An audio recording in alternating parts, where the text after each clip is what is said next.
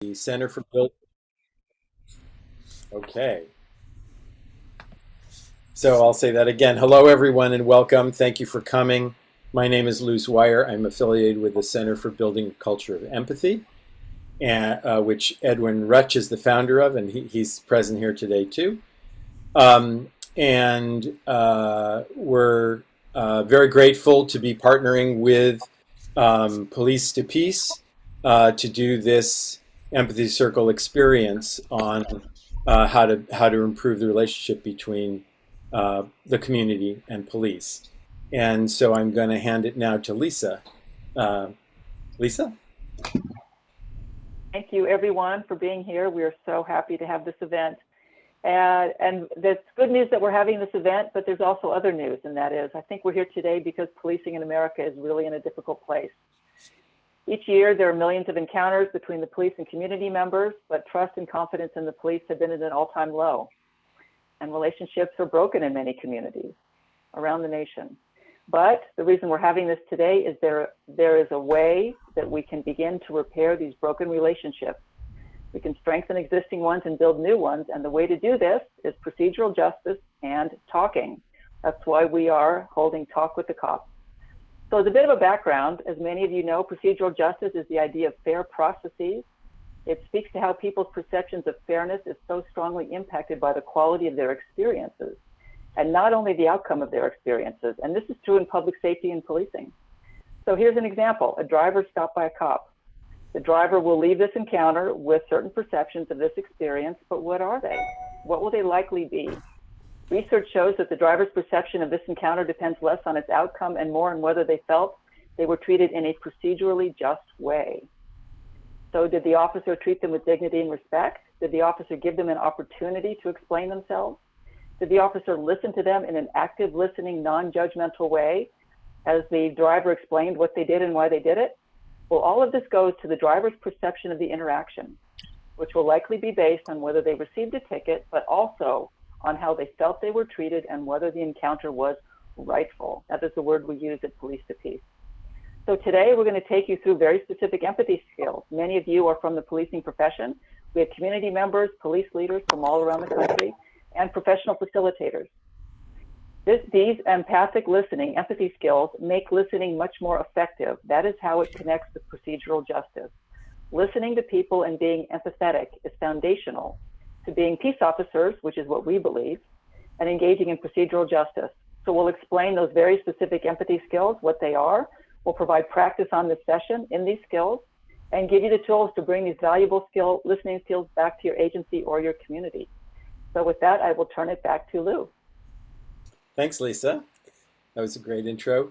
So the Center for Building a Culture of Empathy has been teaching this practice that you're going to experience today, which is called an empathy circle.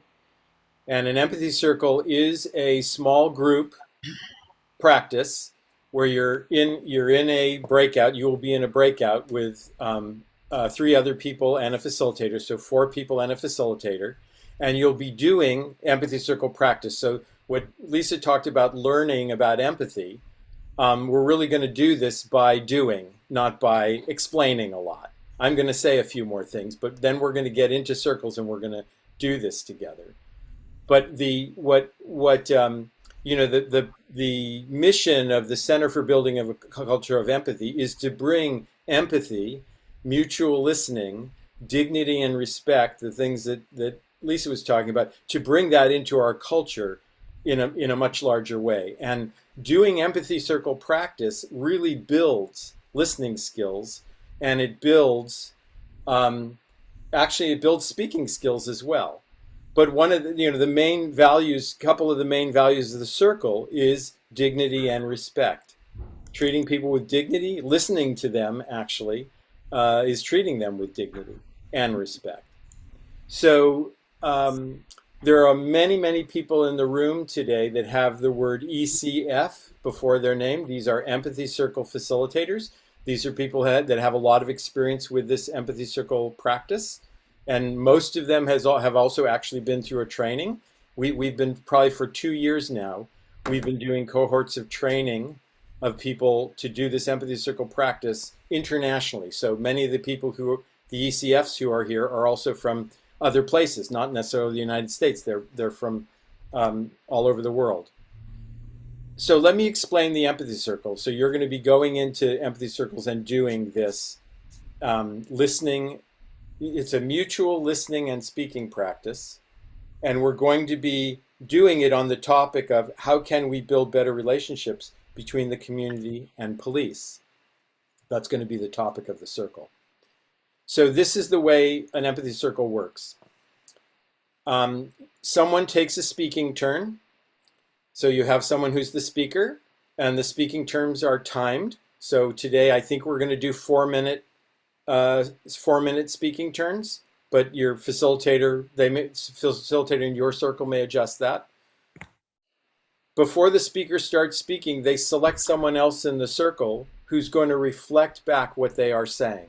Everyone in the circle listens to the speaker, gives them their full attention, but one person is selected to reflect back what the speaker is saying. And so the speaker begins to speak and gets out an idea or two that they would like to express.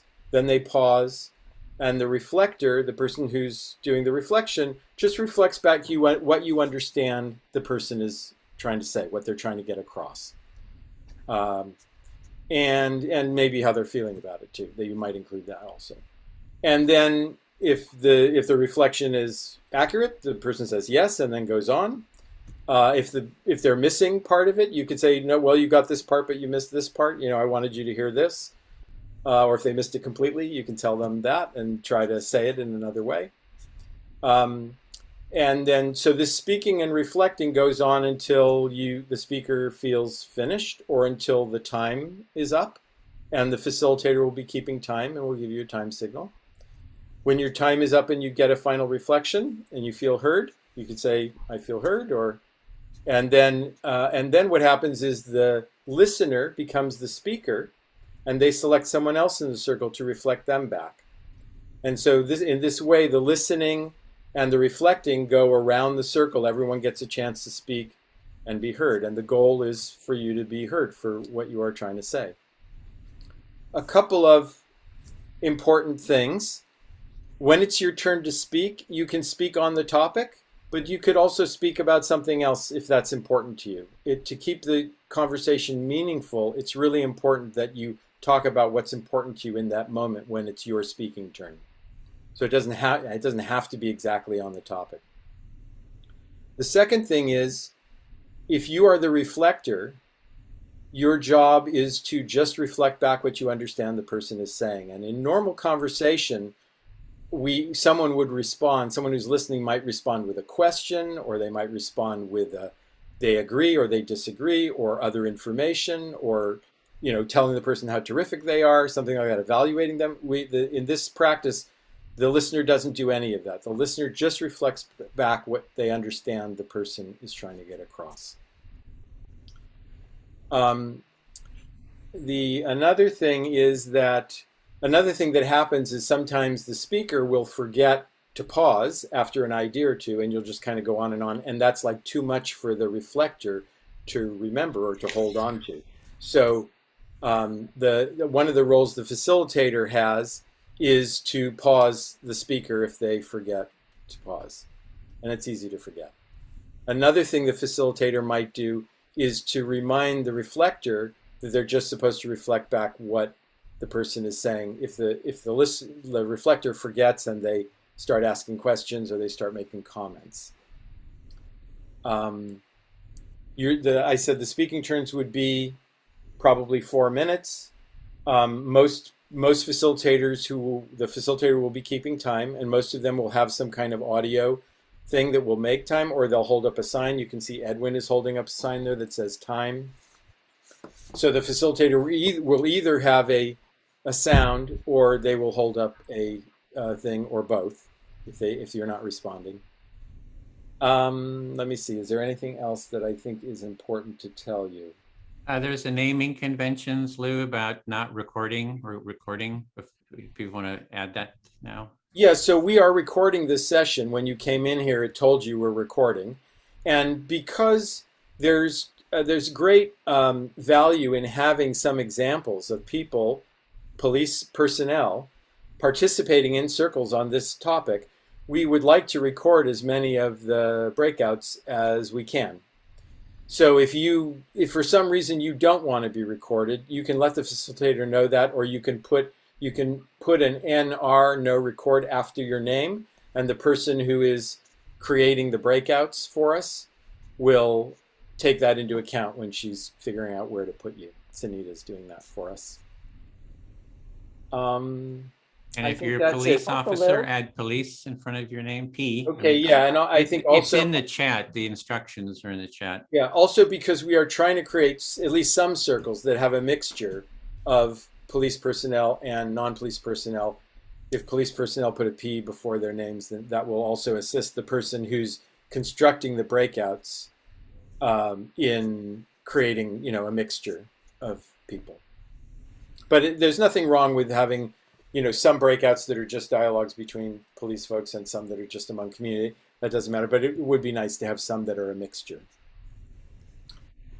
So it is 4:13, which is we are right on schedule.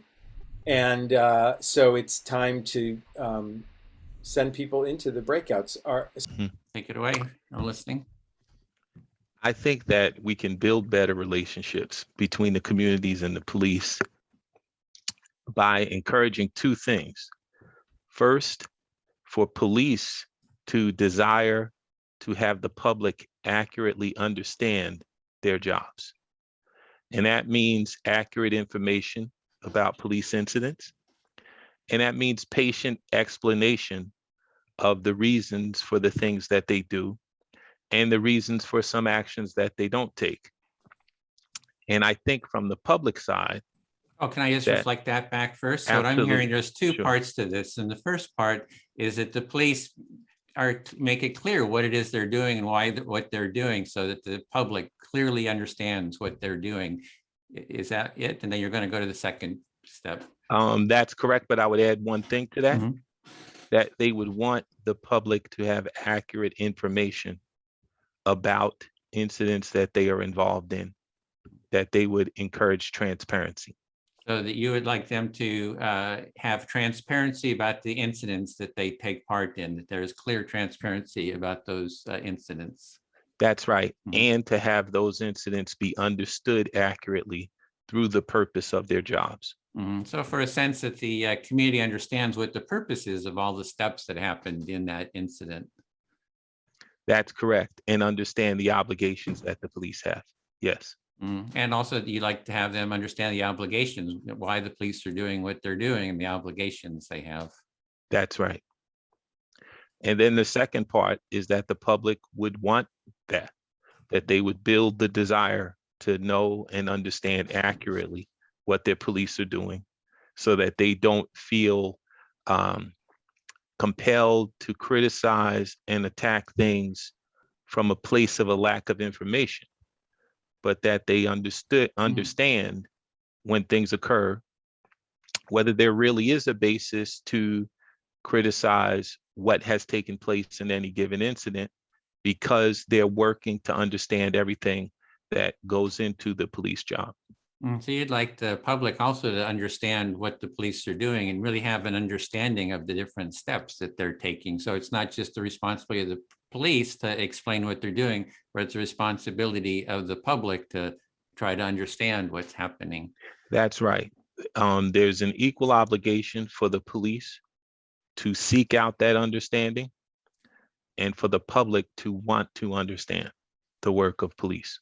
So it's sort of a mutual responsibility. The police need to convey, have the public understand, but the public needs to want to understand and take the responsibility too. That's right.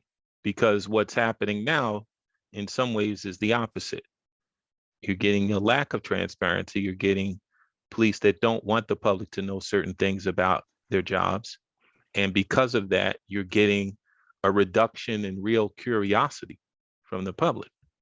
They're saying, fine, if you don't want to give us this information, then we will form our own views of what we think about what you do and what we think about your latest behavior. So if the police aren't giving a clear explanation of what they're doing and why they're doing it, then the public just withdraws and doesn't have any interest. They kind of just sort of detach and aren't showing interest. That's correct. They're more willing to go with their own thoughts and their own perspectives on police work. So if the public isn't hearing from the police, they're just sort of having their own imagination of why the police are doing what they're doing. That's right. And they'll stick to that because they'll feel with that lack of transparency that they are in some way being misled, that the real information is being withheld from them.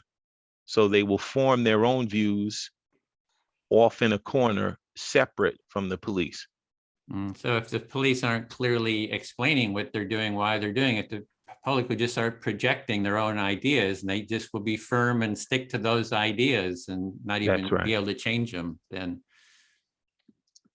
That's right. So that was 4 minutes. Did you feel heard? I did, very much. Okay, great. Then it's my turn. I'll speak to Sheila.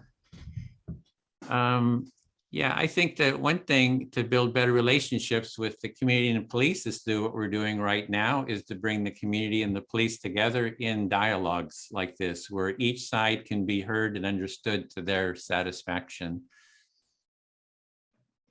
So one way to improve relationships is to have dialogue between the police and the community. Yeah, and that the empathy circle is one process for doing that. And I've reached out to my local police to do these type of circles with them here in the Bay Area. And in order to improve these relationships, we need to have empathy circles, and that you take the time to do this with the police to build this relationship. And one thing I found out about was ride-along. So I did my first ride-along where you actually ride with the police, and it was super cool. Had a great discussion with Daniela, who is a police officer. She gave me a tour of the police station and a tour of her kind of area that she drove around, covered, and then told me, just about her experience. So that was really interesting. So you really found it beneficial to do a ride along and see what a police actually goes through during the day, and it helped you to understand what her day was like, and you had more empathy for her. And one thing she said is she had done some activities trying to build relationships. She'd create a bike with the police. I guess she's a cyclist, and invited the community to come and cycle with some police officers. And she was like totally disappointed because nobody showed up. So there's that sense of mutual responsibility. The community needs to take responsibility to show up, to have those dialogues and make those, have those relationships. Yeah, so Danielle tried to do her part in reaching out to the community for the biking experience, and was totally disappointed that no one showed up. So yeah, that's the other side, is the public has to respond back.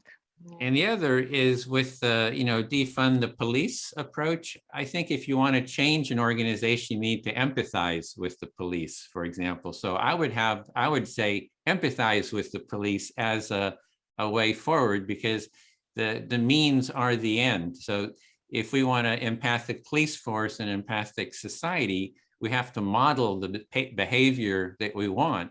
And empathizing with the police, I think, is modeling that behavior, because we want the police to be empathic and sensitive to the needs of the community. Yeah, so around movements like defund the police, it would really help to engage in empathy circles so that they would have the skills and between the community and the police to understand each other better and build a world with empathy in it. Yeah, exactly. And not everyone has that capacity. So I want to empathize with the defund police community too. Say, yeah, I'm willing to listen to you. Let's come down, let's hear what your point of view is. So I think if we want an empathic culture, it means reaching out to all the sides and listening to them. And there has to be people who are strong enough, grounded enough to be able to do that. So besides the police, you'd want to reach out to other groups, and especially the defund the police movement, to have them help to practice empathy and be able to have them contribute to an empathic world. Yep, and that was my time, and I feel fully heard. Thank you. Great. So Can you now repeat the select, question, Edwin? it's how might we better build better relationships between the community and the police, or whatever is on your mind, and you can choose either of us to speak to, and we'll reflect back. So your first step is to select someone. Yeah. Yeah. So I guess, Roger, will you listen? Yes. And reply back, or okay, so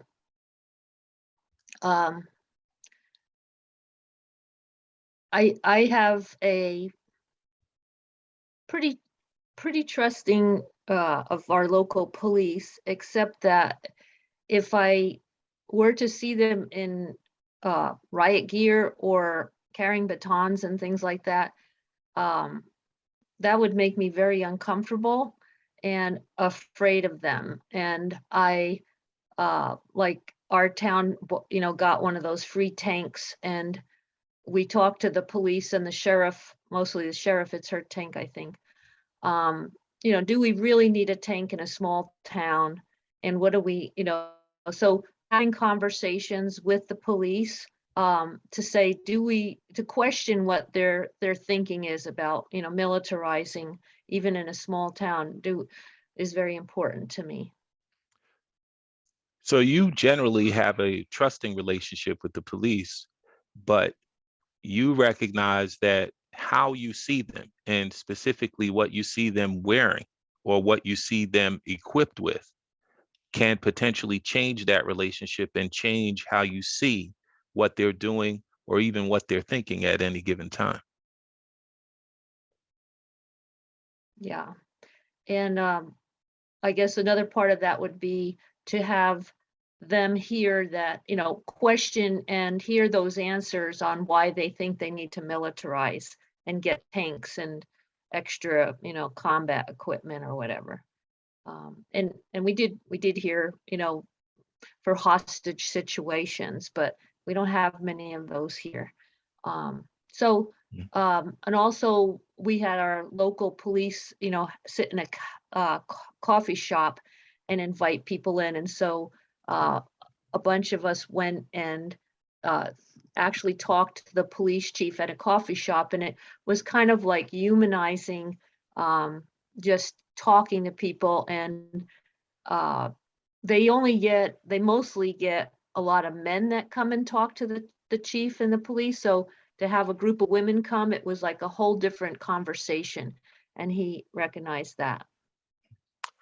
So you see the militarization as calling for a conversation and calling for the police to basically engage the community and explain why they see the equipment that they have as being necessary, and that you're making the point as well that those explanations need to include both men and women, that the police may be accustomed to men raising those questions and making those explanations to men, but that it was something that impacted the police a lot to have a group of women asking the question and initiating that conversation with them.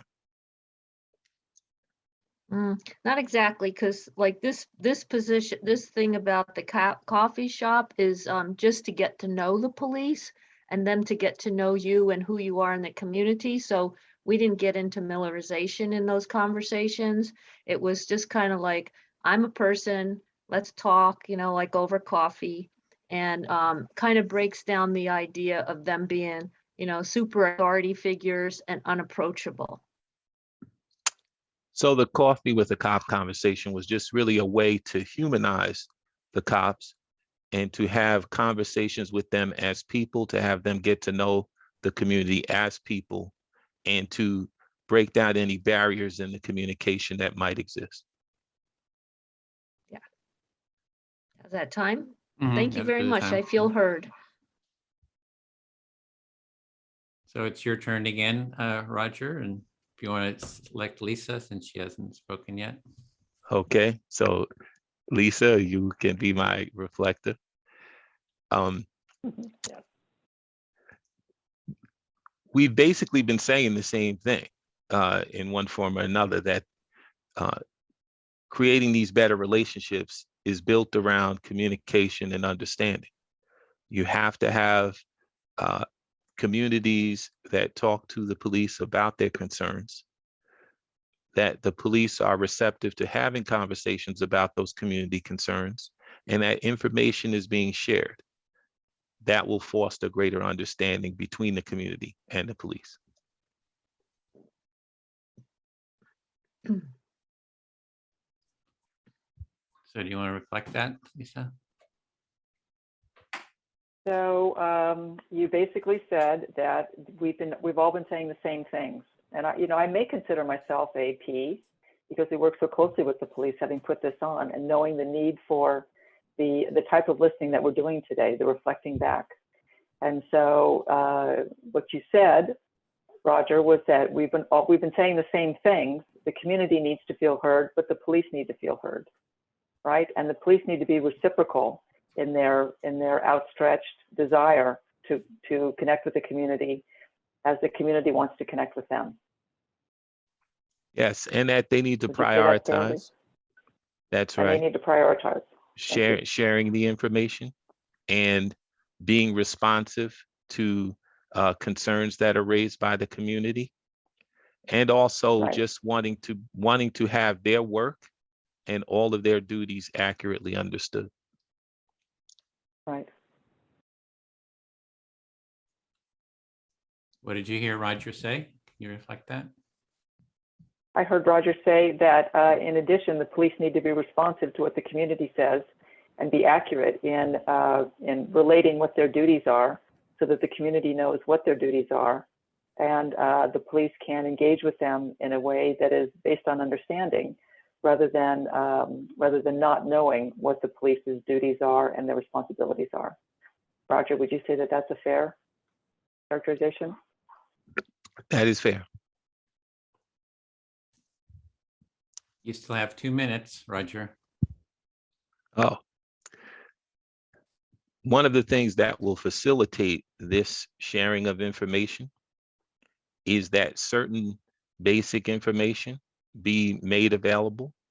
And this can actually be prompted by third parties, where things like the rules that local police are subject to, many police departments make those rules available online, but there's no easily digestible way that information is presented. If that information was presented in a way that the community can see and easily follow, it would facilitate or at least break the ice in the communication for understanding what kinds of things affect an officer's day-to-day responsibilities.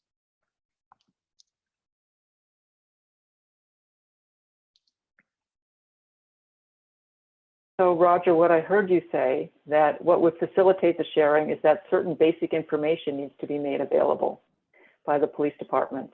And right now there's no reliable way to learn what that information is.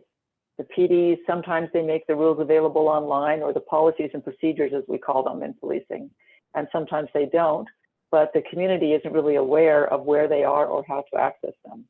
But if that information was transparent, was made available in ways that the community knew where it could find it, then the community could know what the officers were up to, and that would help break the ice and help to build a culture of understanding between the police and their duties and what they're doing and what the community expects of them. Does that reflect what you said? Yes. And that was the time too. So, yep, to you, Lisa. I feel heartbroken. Oh, who do you want to speak to? Who are you speaking to? I'm sorry. Oh, I'm going to speak to Sushila. Sushila, I feel heartbroken when you say the words that you say about policing, because so many of my dear friends are in policing and are people who desire trust and empathetic and rightful policing, as we call it. And they're not seeking tanks and guns and equipment. But with the nature of media today and the nature of how information is disseminated, we really only see the bad stuff. And it's not that there isn't bad stuff and that we should turn away from bad stuff. But if that's all that's emphasized, then all of the good work And all of the people who are putting their lives on the line, risking their lives every day for perfect strangers, are erased. And they feel badly about it. I know they do because they tell me. And that's how I feel. Yeah, you feel heartbroken over the idea that the focus from media and people's attention is on the militarization or the things that come that aren't good publicity over the things that are the lives of these people that are risking their lives every day for the good of the community, and that's really makes you sad. Did I leave anything out? It does. It makes me sad, and it makes them sad. Very important. And it's a sad thing for the police as well, that they're not understood as their intentions, their good intentions, and their actions, and taking their lives in danger every day. Yes. And so, if I may continue, the scope and the scale of the problem are just not known by America. And I've spent, they say when you do your 10,000 hours, you become an expert. I've spent my 10,000 hours. I know how many police officers there are in this country, 800,000. I know how many police interactions there are, 80 million. And I know how many people the police kill every year, 1,000. And policing's gotten better over time. And I also know why the police are armed, because American citizens are more armed. And while it seems like a cop-out, if you will, of an answer, it's really true. They can't be unarmed, because their job, their duty, they would be malfeasant if they did not run into that school or stop someone. With that said, public safety is messy and bad things happen. More heartbreak. With all of this, though, I remain hopeful, because our work is to bring the community and the police together. And I'm hopeful that with this event and so many others, that is working.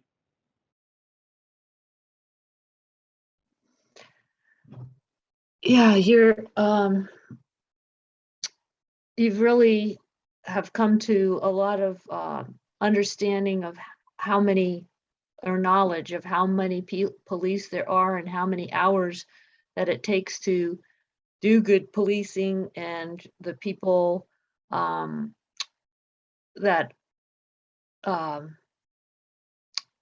that people need to understand what goes into it. And it still makes you sad. It makes you sad also to know that all of this is not may not be appreciated, and that the good things that they do.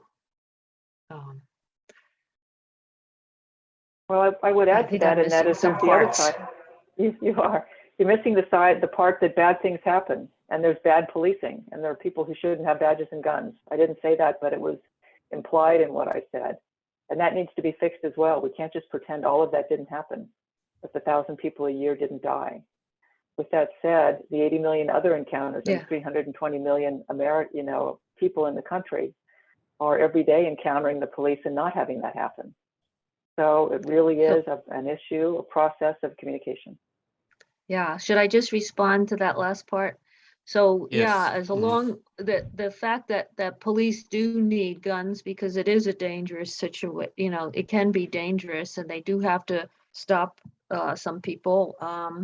That there's a also an unfortunate that there are police that commit not good actions, and that also is part of the deal.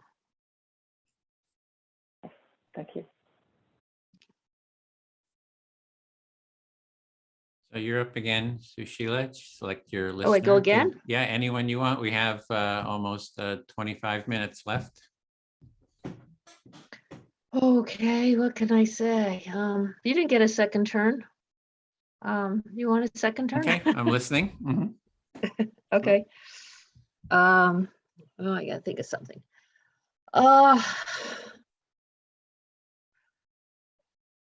It's I think it's a part of in our community, we don't have violent racial issues, so people think that it doesn't. I know they it happens elsewhere, but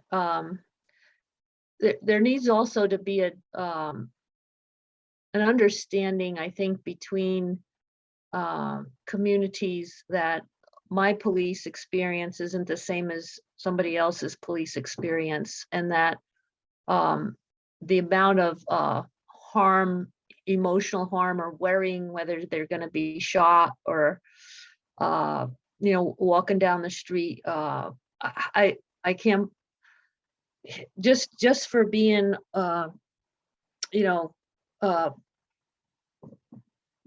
in a community where if you stick out and people see you, you can be arrested or harassed for even just walking down the street. My friend was afraid to ride her bicycle in the park alone because she's Black, and the police, I think the police need to understand the feelings of people that they're not usually with. Yeah, pause. Yeah, so it sounds like you're talking about different contexts. The context your police community you're in, there's not a lot of racial issues there, but there needs to be an understanding for the different contexts. There's a Black woman that that she's afraid to go out. There needs to be understanding for that context where she lives. So I think I'm hearing just a real understanding of the different contexts that people live in. Yeah, we were going to have conversations with the police force and the sheriff's office, but due to lack of money and funding, always, there's not an effort moving forward with that. So you really wanted to have these dialogues with the police, but there's not funding for it. And I think I'm hearing a little bit of sadness or skepticism, something around that. Yeah. It was identified that most of the people that are in the police force or work in general government things here have no experience in Black communities. So, so it really limits. So there's sort of a limited understanding in your community because don't have experience with Black communities, and puts a limit on the officials, their understanding. But it is, at least the last couple years, at least they're at least looking at the issue, and I think it's what the police. Well, we did have an incident with the police where they weren't protecting the peaceful protesters for Black Lives Matter, and that was I think that was what brought it up with our local community, is that the police aren't responding to people's protection. So I think was that you're saying that in your community there was a Black Lives Matter protest and the police weren't doing an adequate job of protecting them, and so you have concerns about that, and that kind of raised an issue. Yeah, and that was the time. That was 4 minutes. So thank you. Okay, I feel heard. Great. I'll speak to Roger. Yeah, the topic of funding, I think that's time and funding. What you're talking about, what Shashila is talking about, what I'm talking about with empathy circles, it all takes time and money and sort of commitment. And it's like, oh, we don't have the money, we got to just go and, but yeah, I think that's sort of penny wise, pound foolish. So the conversation we're having now about understanding is in some ways really a conversation. In order to happen the way we want it to happen, it's going to have time. You're going to need time, and you're going to need funding and resources to make it go. Yeah, and I had I had a meeting with my police chief a couple of weeks ago, and I was trying to make the case for holding these empathy circles in the local police department, and for him attending. I think he's coming the next time. And he was like, well, how do I sell this to the officers? He was really looking for, he had to sort of build the case to make them feel like they would take part. And so that was another issue was, how does he build the case for getting their involvement? So in addition to time and resources, there is the practical challenge of the local police chief, your local police chief, of actually selling it to the officers to get them to participate.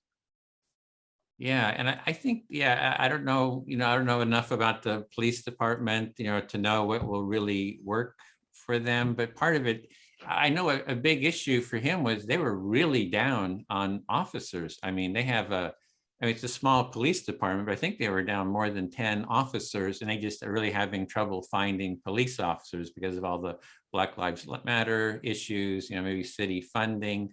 So, maybe it could help if you have a better relationships in the community, everybody's feeling good, feeling connected, there's, trust, that's going to bring more, I would imagine more people wanting to work there. So all of these issues together, the funding, the contentious nature of the relationship, these are all creating a crisis in recruiting as well. And so it's tough, and it's particularly tough in the case you described with a smaller department, for them to be down 10 officers or potentially more than that. It's going to be even tougher for them to do the kind of recruiting they need. So maybe this effort to be better understood and to communicate with the public will create a difference in the climate that makes for a better recruiting environment. Yeah, and it was having all kinds, I was learning because I did the ride along, it has a lot of effects. Like the police have really sort of stepped back from dealing with a lot of the sort of the more petty crimes because it's so time consuming and they just don't have the resources for dealing with it. So it really has a ripple effect. And not only were they down 10 officers that they could hire, but there's always somebody out on sick leave and a couple others. So they were like really, I was like surprised how understaffed they were and the issues they were dealing with around that. So they were getting staffing challenges, not just from the recruiting environment, but also from the things that in another situation might be normal, the occasional officer that's down sick, or the officer they're down for another reason. All of that creates to a more difficult challenge for the department. And so these efforts to be understood and to understand the public are more important with all of those extra stresses and difficulties. Yeah, and I think it's more than just, hey, the police and the community. It's sort of like we need a community transformation where we make empathy, mutual empathy, where everybody listens, where the politicians model listening with each other instead of debates, without this name calling, without MSNBC and Fox, kind of screaming at you. If they were doing empathy circles, I think it'd be a step in the right direction. So it's not just police that need these empathy circles and these efforts to have better communication. The political communication among politicians and also as reflected in the media, they need it as well. And I would just make a response point to that. And I'm fully heard. So you can select your listener okay. and make your response because it's your turn. Yeah, I think that's an important point, is that we're essentially in some ways asking for the police response and the community response to the police to be better than what we're seeing everywhere else in society. Select your listener and have them reflect that. Yeah. So I will select Sushila. So just picking up there, we're asking for the police and we're asking for the community and its relations to the police to behave better than the behavior we're seeing from everybody else in society. On some level, that doesn't feel fair. Unfortunately, this effort towards progress has to begin somewhere. And this is an important place where the community interacts with each other in street encounters with the police because so much is at stake. So this is as good a place to begin as any that we could create. Yeah, you notice that we're asking the community and the police to be more empathetic than the rest of the world, our culture, but that it's a really good place to start because of the need of what's happening on the street and the violence on the street or the interactions between police and the community. And the good thing is that because that's such a highly visible relationship and there's so much prominent and visible contact that comes from it, any real progress that's made on that front is going to affect a lot of things that we do as a society, and maybe even ease some of the pressure on those politicians and media representatives that causes them to behave the way they behave now. So perhaps picking up their behavior too. Yeah, so having it brought out to the public, to see the police and community having more empathy and good relationships could actually, because it's such a public thing, would be a good place to model and even maybe affect our politicians and other parts of our society. Yes. And one last point, this communication, because of the different compositions of our neighborhoods, is never going to be monolithic, because where you have different ethnic groups and different segments of the community, different socioeconomic levels, each of those is going to perceive their interactions with police differently. So the police communication that would need to happen with any one of us, or even with us as a group, would be fundamentally different than what they might have to have if they were dealing with, say, the homeless population or with any specific ethnic group. Yeah, whatever conversations the police have is going to depend on what community they're in, what population they're talking to, like the homeless, or it will all be dependent on certain factors that won't be the same in different communities. It's not a one size fits all. That's right. I feel heard. Good. It's good practice for me. Got to really not only listen, but then remember it, and the remembering part is like, And select your listener. And I'm going to jump back into the main room. We're going Okay. to start to wrap things up. Thank you Oh, we all. still It's have been 20 amazing. minutes. 20? I know. I'm going to check on Sunita. Okay. I'm glad that we have 20 minutes. Yeah. And we'll be sending a message to everyone. Okay. Thanks, everyone. All right. Thank you. So your turn, Well, Sushila, if you want to. 20 minutes. So let's see. What else do I have about the police? Can you repeat the question again? See, how can we build better relationships between the community, the police, or whatever is on your mind? So you can share whatever's on my mind. Anything. Do Police. you want to? Who do you want to listen? Should I listen? Oh, did you do me? Did we do our last time? Maybe I'll go back to Roger again. Great. Okay, let's see. The police.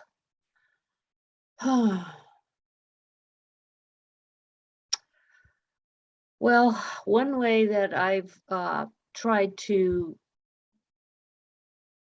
get my head wrapped around what kind of police force we have is by inviting them to different groups that I belong to. So I invited them to our domestic violence community action team and to our end of life doula group to see, to let them know who we are, and then to kind of get to know them and build trust. So you've invited police to different groups that you have as a way to give them an opportunity to understand who you are and to build trust. Yeah, and then they also get to know who the community is, because they may not have known of that these groups exist in their community. And you know, as an end of life person, it could be where we're at a death or something, and the police could come in, and I want them to know who we are. So we're not accused of anything. Mhm. So inviting them to these groups has been for you a way to introduce the police to different segments of the community. And that's especially important with your group, with the end of life group, because they're going to be entering into situations at a very sensitive point. So it's critical in that situation for them to know who you are when they show up. Yeah. And let's see what else.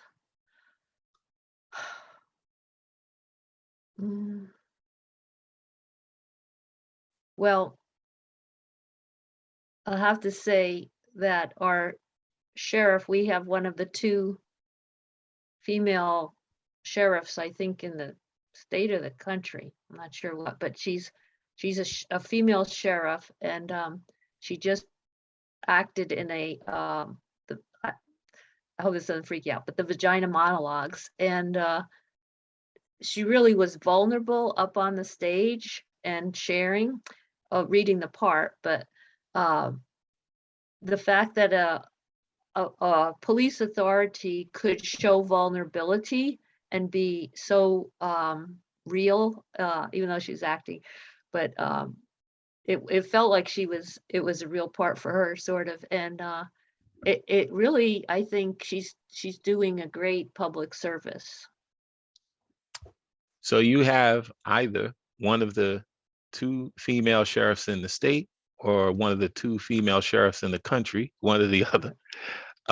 But certainly a unique sheriff, and unique not just from the standpoint of being female, but from the standpoint of being willing to get on the stage and act and show the kind of vulnerability acting in a play like that, you know, which very sensitive dialogue and conversation that comes out of that. And so being willing to have that vulnerability introduces that sheriff to the community in a different way and in a unique way. Yeah. And the fact that at the end, when she introduced herself as the Nevada County Sheriff, you know, and the whole audience just goes into whoop, whoop, whoop, you know, it was very exciting to know that I think she's got our back, and, you know, I feel safer knowing she's the sheriff.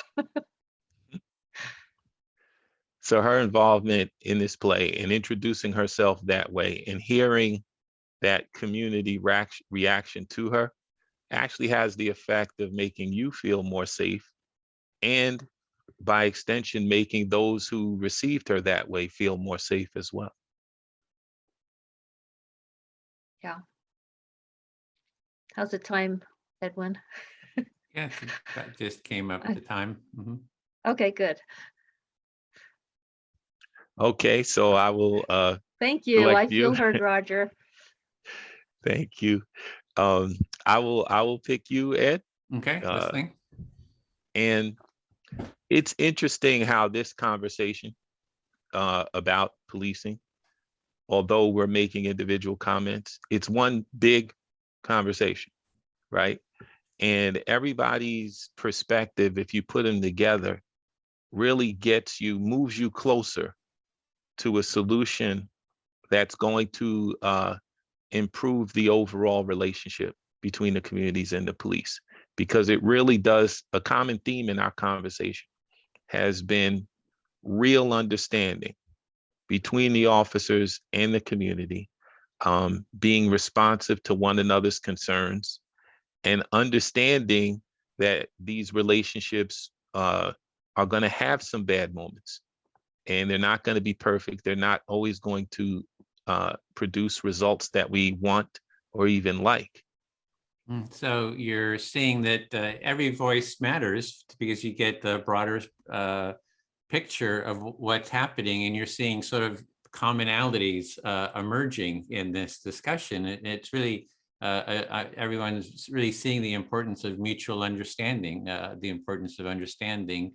And there was another piece to that. I think I forgot that. No, that's good. I mean, it's the other thing is that it's just important that we have relationships with the police that do what Sushila was describing, that those relationships make us feel safer. Right now, there are many communities whose relationship with the police makes them feel less safe. And that feeling of being less safe makes you want to understand that topic less, not more, right? So if we can get the relationship moving in a positive direction, where it eases our insecurities instead of elevating our insecurities, I think that's going to contribute to understanding, and it's even going to create a bond between the public and the police. So creating these relationships between the community and police that are positive relationships sounds like it has a positive spiral to it and gets better.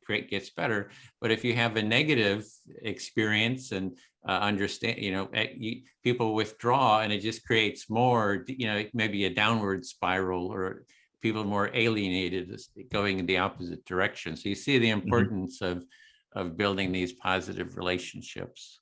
That's right. And the direction that things are moving, and even the direction that things are understood to be moving, becomes very important.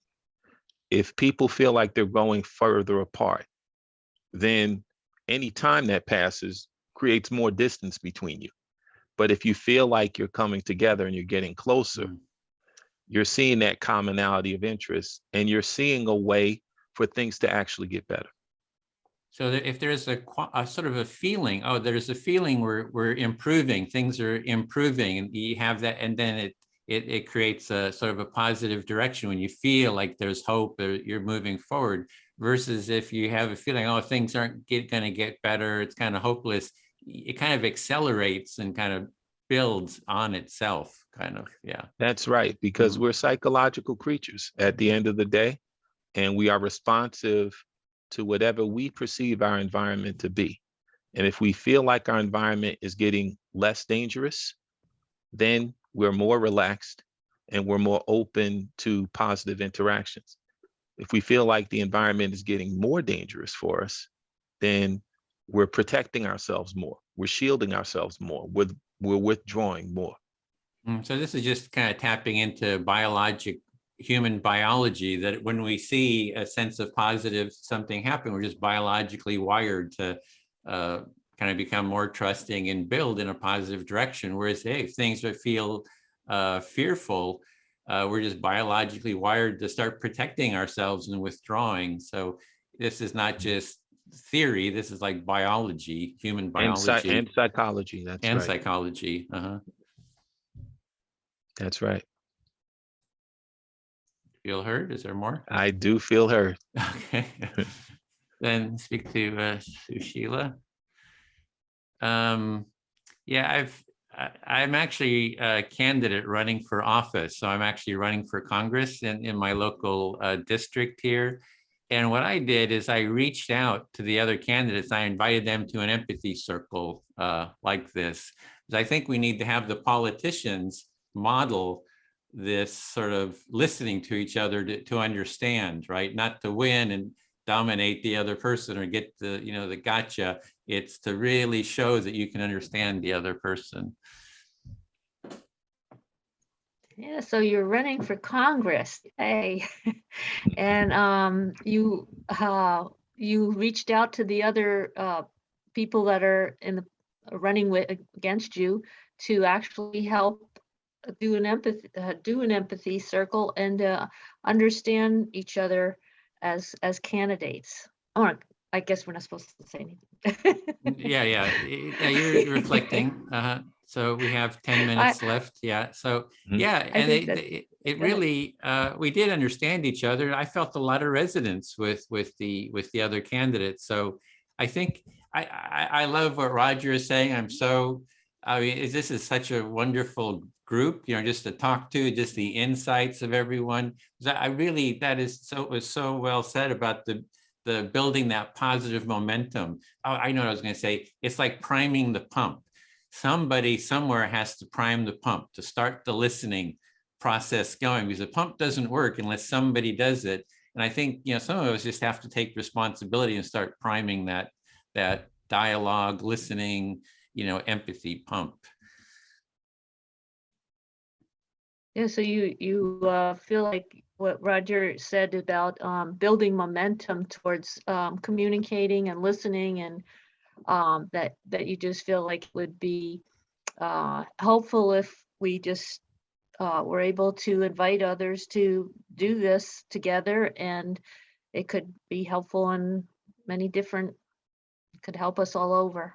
Yeah, and I'm go in the thinking right direction. of the metaphor of priming the pump, because if things are bad in your Priming the area, or even if they're moderate, that somebody has to be able to start the process going. And I think that that's what we need to do, is train people to, a group, a community, to do these dialogues so that we can start bringing different communities together to have these dialogues. And that starts that process going that Roger is talking about. It starts building on itself. And that's why it's really worth it to spend the time and money up front to do the pump priming, because if you don't do it, if the police department doesn't, in the city doesn't put that initial money into creating that foundation to build on, things will just stay the same or get worse. And so it would really be beneficial to start putting money into the process of building this forward momentum, and have people model it, and in the police, and it just kind of builds on itself, and it primes the pump for the whole process to keep growing. Yeah, so the way Roger described it, it was like, yes, this is what I need to tell my police chief. This is the why for why you have to just start with this, is because we're doing some pump priming here. Maybe there's another metaphor, but it works for me, because it's like, hey, this is how we kind of build this momentum. We're building some momentum in this positive direction, and we got to put in the time up front, or nothing's going to happen. Yeah, so Roger's example of priming the pump is really it's a good metaphor for we have to start, and it has to start somewhere, and it has forward momentum, and then it will just keep going. And we have to invest the time and money. And I do think that what we're doing here is a simple way of starting the process. It's like, this is, I've been working on, the Center for Building a Culture of Empathy for 14 years. So I've explored the whole area, all the research, everything on empathy and listening. And this process that we're doing now, while it may seem a little odd for some people, it's really the best foundational first step, sort of gateway pump priming process. So you've been doing studying empathy for 14 years on every different angle, and that this process we're doing today is really a way to prime the pump. It gets things started. It's foundational, and though it may seem simple, it really can build and create the momentum we need. I feel deeply heard. Thank you. Oh, great. Glad I got to come today. Are we? You're up. You're up. You get to talk 4 minutes. You'll probably be the last person before we go back to the full group. Is that Roger? Yes. Okay. Who's listening, Roger? Me? No, you're speaking, Edwin? Sushila, and then oh, you were I'm the speaking again. Uh-huh. Oh, And I'm speaking listening. again. Okay. Oh, gosh, what else can I say? Well, what came to mind during our discussion was the fact that police relationships and the whole movement for defund the police would really come from I could see how it was kind of derailed and not supported by people that have good relationships with their police. So it seems to me that we actually have to dig under the police about racial inequality and injustice so that people understand just because it's good in my neighborhood, other people aren't having that same experience with their police. So you were seeing how the movement to defund the police, that movement was really opposed by people who have good relationships with police, but that in that process that it becomes important for everybody to understand that the good relationship you have in your neighborhood may not reflect the relationship that police have with other neighborhoods. So there's got to be this effort to grow and improve the relationship between the police and the community everywhere, and not just in the places where it's already good. Yeah, and not just the police, but to bring awareness to the public about I think they're getting more information, but there's still a lot of people that don't understand why would we ever defund the police, and that. Mhm. So the movement itself didn't necessarily provide a basis for the people who have good relationships with the police to understand why anybody would want to defund the police. So there needs to be some education to people in the public who don't have a basis to understand that one way or the other, to get better information to them about the nature of the police relationship with other communities. And in my experience, I think that's what white people have to do with white people, is to inform and educate. And so this is something that white people need to do with white people. That information and education needs to happen between white people, one person to another. Yeah. And whatever other ways, conversations, I do listening conversations with white people to help them understand, or another one is unpacking race and racism with Unity Church. And it's basically a safe place to know what you don't know. And so essentially creating opportunities for these conversations to take place, both among white people and as a way to get information about the relationships between police and other communities out there, and to create greater cultural understanding between the communities so that they can see where these problems might take place. Yeah, we have a lot of work to do. And let's see what else. Yeah, breakout room closed in 50 seconds. I feel heard. This is wonderful. Perfect. Great. It's really enjoyable. Just a real pleasure to meet both of you and hear your views, and it's very hopeful. So that's good.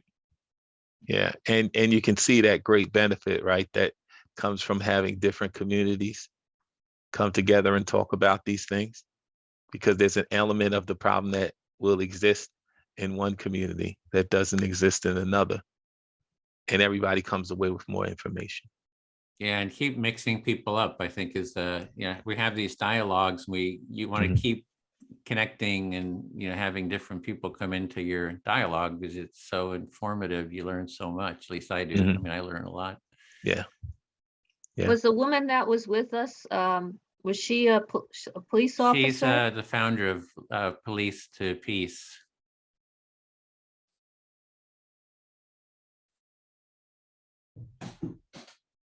I think we are back. Lou, are you back with us? Yes, I am. My microphone was off. Hi, welcome back, everybody. So in a couple of minutes, we're going to we're going to ask for how it was for you and get and at least have a chance to hear from a few people, or I guess as many people as want to talk about what you're taking away from your experience, how it was for you, and what you're taking away. But before we do that, I wanted to let Lisa say a few words about the session that's happening tomorrow or Wednesday. Wednesday. Go ahead. Right. Lou, thanks so much. Thanks to everyone. So that was an experience of what this type of listening can be when we're all participants. What we wanted to do is round out the experience and give people another opportunity to do this, where they're speaking more as a facilitator and moving people in the direction of it. So we're going to have a second interactive session on Wednesday at the same time. We'll send you a link. We'll send you an invite link to this. If you don't already have one, you may have already signed up so that people can know about it. It's an interactive training session. So the emphasis will be a little bit different, although the format is the same, because the format's always the same. And I think that you get the hang of what the format is: the listening, the reflecting back, the listening to understand rather than to comment later, as we often say. And so that'll be an interactive training session just like this, right? Community and police professionals. In that session, we hope to give you greater exposure to these types of skills. And our goal is to leave you with these skills and more practice, and make sure you have the tools to do this on your own should you wish to. Also, there will be interactive training sessions after that from the Center of Building a Culture of Empathy that you can sign up for your community and for yourself. And I'll put the link in the chat to the second session now. And one more thing is we have a brief survey about your experience. I'm going to put that in the chat. It's a Google form. Many of you have probably filled out the Google form, the survey that we administered prior to this, where we sent it out as an email. We'd love to get your feedback, and we'd love to see you on Wednesday, the 27th at 4 p.m. Pacific and 7 p.m. Eastern. Back to you, Lou. Thanks, Lisa.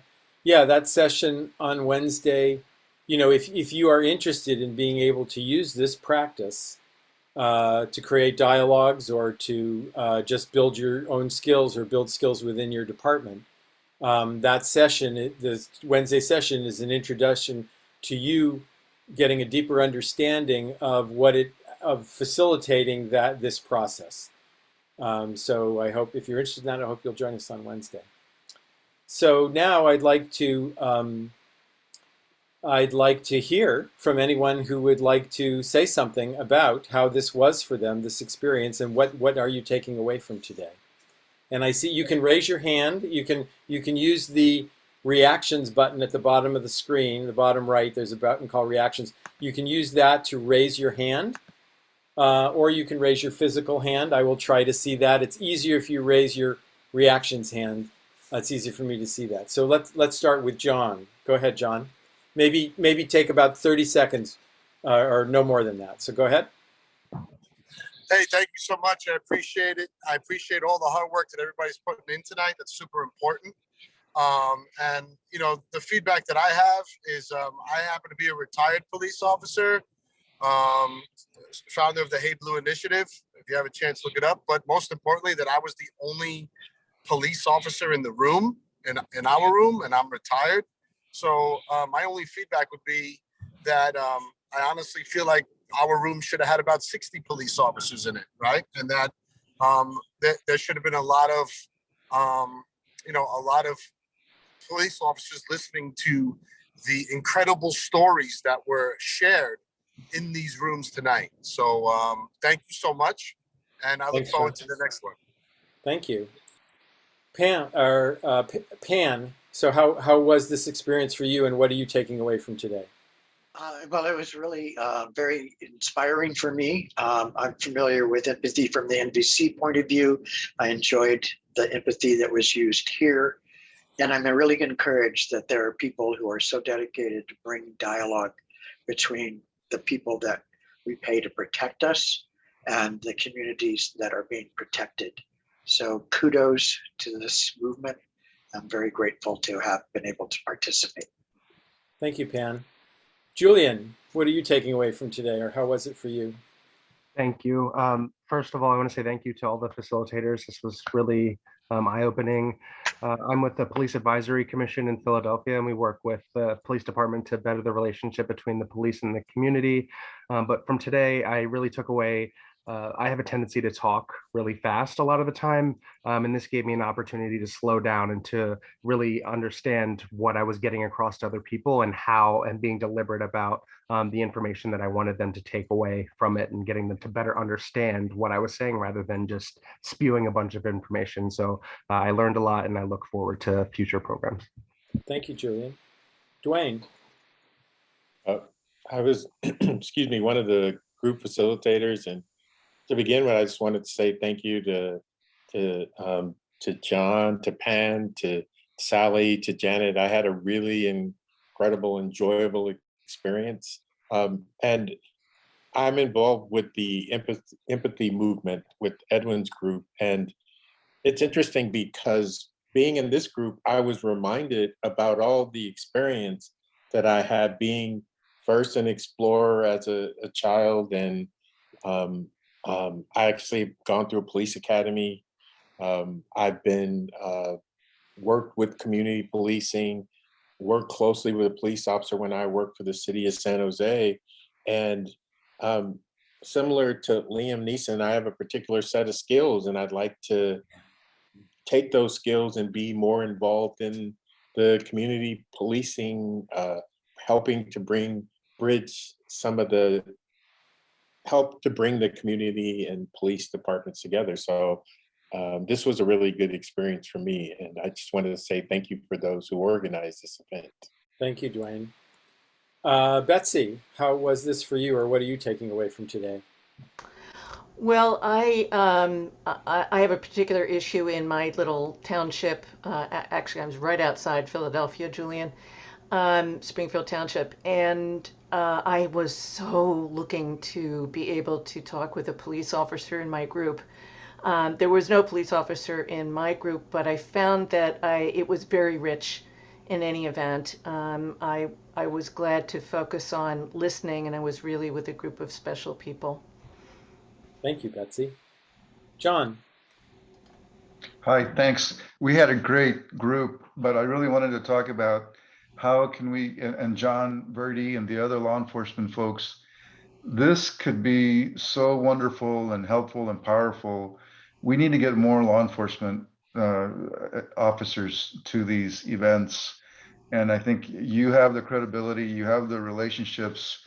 You know, if you can tell us how to invite the, I know there's an International Association of Chiefs of Police, there's sheriff's associations, there's unions, there's different groups of law enforcement folks, to let them know about this and kind of the value, so we can get an equal balance of law enforcement officers and the community together. Thanks, John. Daniel, what are you taking away from today? Well, I'd echo what others have said, but add that I found it to be a really valuable exercise because we're not used to listening carefully. But I think it would be really valuable to do this as sort of the first step in a longer process. So once you get used to hearing other people and knowing what different opinions are, knowing different approaches are, then you can get to work on other things as well, like deliberating over issues and coming up with new ideas, brainstorming, hashing out. So I don't see it as a standalone really, but I think I was in the same group as Betsy, and I thought it went really well. Thank you, Daniel. Anjali, is that how you say your name? It's Anjali, but Anjali. I appreciate the Great. effort. As a police officer, I just want to say thank you to everybody that attended. Like this is huge, and it's necessary. And then in my group, we had some really great conversation, and there was a need to learn and understand more. Check out your local police department or sheriff's office. Many of them have citizens police academies. And so that might be a way to learn more, to get engaged, to understand, and to build a little bit of a relationship. So again, I appreciate everybody for taking the time to do this.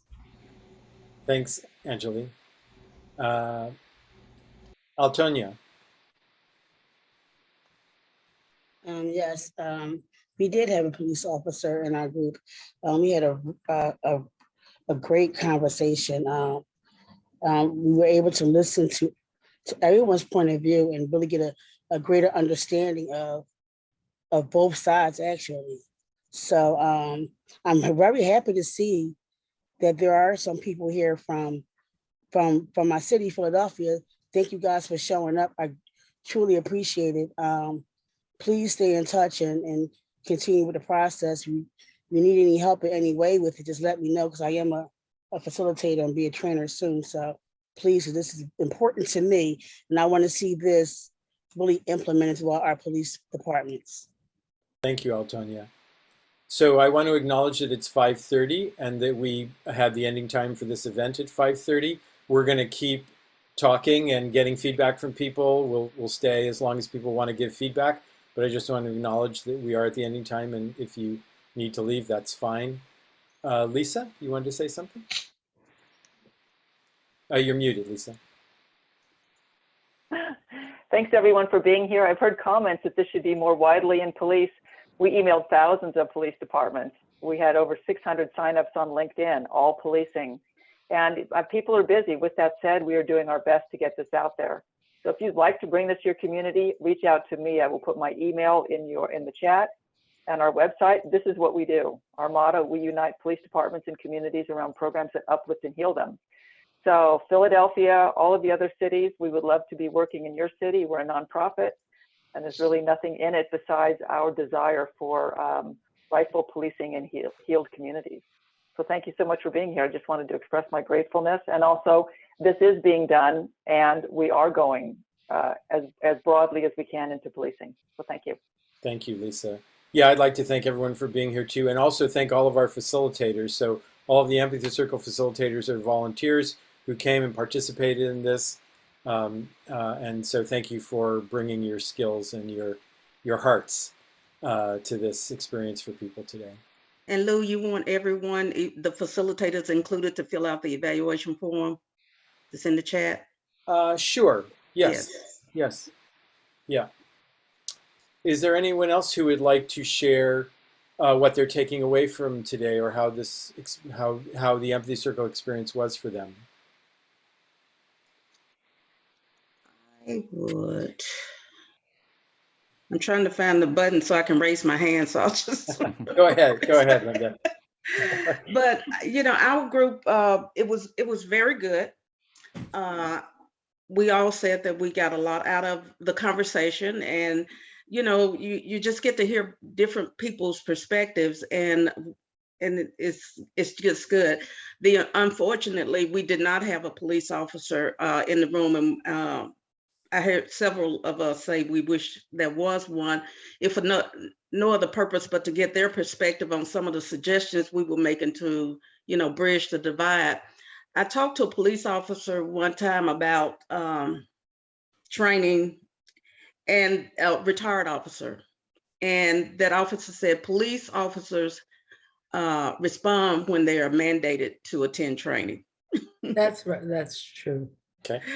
So I'll just, All right. Thank you, Lisa. Anyone else would like to share? Celine. You're muted, Celine. We had a terrific group, and we did have a police officer who was very impressed and loved the process. And I think we're going to hear more from him. And I think the consensus in the group was we need this. We were just starting out the first little bits of conversation, but there was so much that everybody wanted to share. So like what it's like to be a Black mother and have your kid, even as an adult, you never know, they're a target. So it was great. Thank you. Thank you, Celine. Yeah, I'd like to say for people who are still in the room, who are not facilitators, who are just participants, that we had about an hour or an hour and 10 minutes in the room today to do the Empathy Circle process, and normally we have at least an hour and a half, sometimes 2, so that people get at least 3 or 4 speaking turns, and that is really when the depth of the circle really starts to happen. So you got a little taste of it today. Hopefully you did experience that in your circle, that there was kind of understanding and connection, and the kind of shift that happens when you realize people are actually listening to each other, and like that doesn't happen a lot in normal conversation. But you'll get to experience that even more if you participate in this process for a little bit longer. Edwin?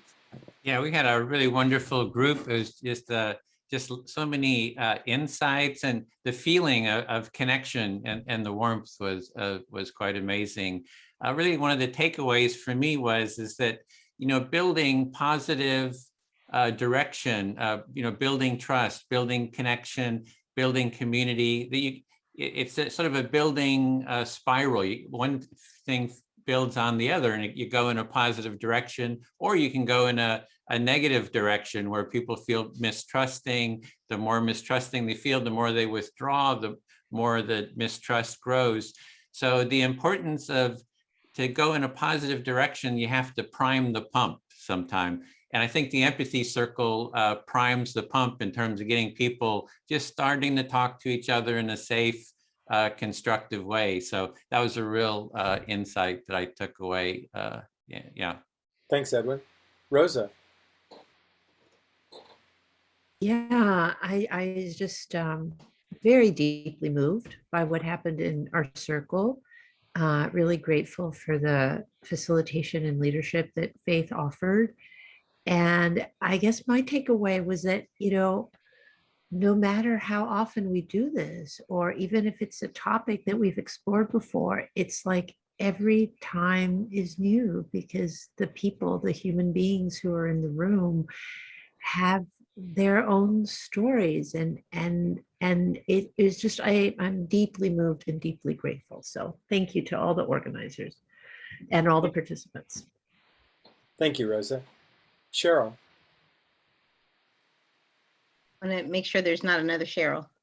I thoroughly enjoyed sharing the space with my group. All of us had wonderful things to offer to the dialogue, and I can't remember, Lou, if it was you or Ed that mentioned leaving space for just emotion, and that happened in our group. That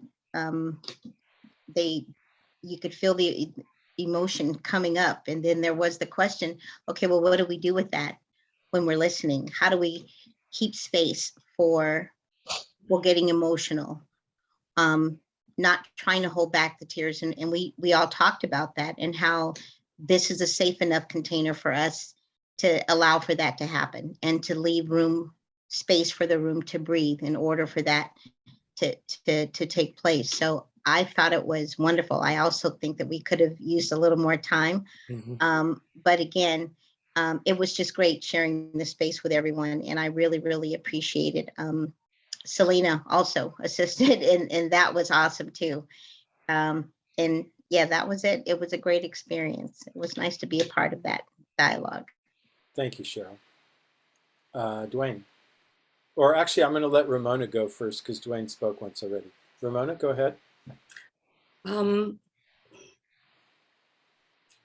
I think that the world should be filled with people that are here, because we're open to listening, and too many people are closed and won't listen or won't hear. I have a vessel that would flow for probably 15 minutes about life and its experiences, and the hurt, and being a Black mother and raising a Black man that's now an adult male, and still worrying about him every day. This was wonderful. I don't know how I got here. I kept saying that to the people in my group, and I guess, you know, you're led to be in different places. So I'm very grateful for being here, and I'm hoping that someone sends me email and invites me again. Thank you. Thank you, Ramona. Thank you. Yeah, I'll just say that the empathy circle, you know, the little bit of structure that it has kind of creates that opening. So even if people aren't, let's say, willing, or if they're just not in the habit, actually, of listening, you know, they're more used to speaking, and they don't really slow down and listen. That's one of the beauties of the little bit of structure that the empathy circle has, is it causes people to slow down, and it causes them to listen, because they're having to reflect. So, Dave. Thank you, Lou. I just wanted to say that I've been doing this with Lou and Edwin for a long time, and we used to go back when these things were happening to protests, and where there were Trump supporters and anti-fascists taking each other on, and neo-Nazis and all kinds of people. And, you know, this kind of conversation feels really good that we've been having today. But you can imagine, I think, and it's really true, that you can have really difficult conversations as long as you can keep people in the process and have a facilitator who's able to keep people there. Sometimes it's taken two of us to keep somebody in the conversation. But I just want to impress on people that you can really take on things that are almost impossible otherwise. And you don't need professional facilitators. You just need to practice. And it's been my fantasy anyway that somebody in a conflict somewhere, you know, would take this on and would actually really get somewhere, and it would become a model for how communities can do these things themselves. And it's, you know, we ended up, Edwin and his team has ended up training a lot of people, hoping these things would happen. I'm really happy to see so many people here. So thank you. Thanks, David. So Dwayne, I know you've had your hand up for a while, but Betsy hasn't spoken yet, so I'm going to let her go first. Okay, go ahead, Betsy.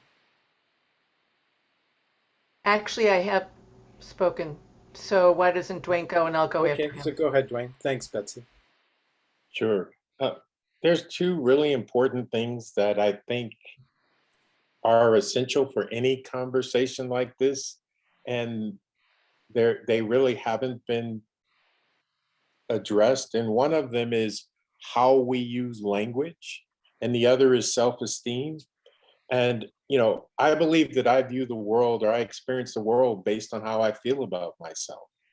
And so my self-esteem plays an important role in how I experience anything or any human interaction that I have with anyone. The other thing is how I use language, and how language can shape any conversation or any human interaction. And these are things that I think are important for future conversation. Language is essential, and the self-esteem is essential. And so hopefully those things will be a part of, you know, conversations in the future. Thank you. Thanks, Dwayne. Betsy.